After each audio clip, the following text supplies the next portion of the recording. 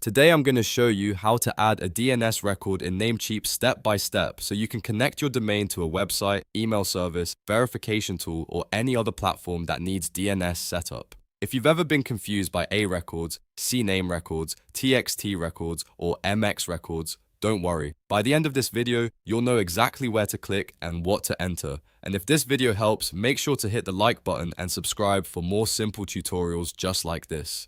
Alright, let's jump in. First, log into your Namecheap account. Once you're signed in, you'll land on your dashboard. From there, look for the domain list section. This is where all of your registered domains are stored. Find the domain you want to edit, then click the Manage button next to it. That will open the settings for that specific domain. Now that you're inside the domain settings, look for the Advanced DNS tab. Click on Advanced DNS to open the DNS management area. This is where all of your records are controlled. Once the page loads, scroll down until you see the Host Records section.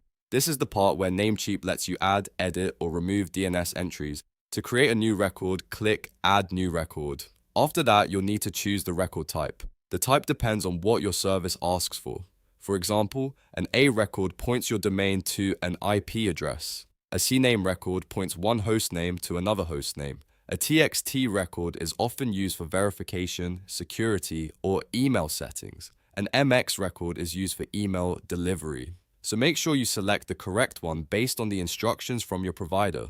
Next, fill in the host field and the value or target field. The host is usually the subdomain or name your service gives you, and the value or target is the destination you're pointing to. For example, some services may ask for an @ symbol for the root domain, while others may give you something like www, verify, or mail. Enter the details exactly as provided, because even a small typo can stop the record from working properly. After that, check the TTL setting. In most cases, you can leave TTL on automatic. Only change it if your service specifically gives you a different value to use. Once everything looks correct, double check your record one more time. Make sure the type is right, the host is correct, and the target information matches what you were given. Then click Save All Changes. Namecheap will save the record, and your DNS update will begin to propagate.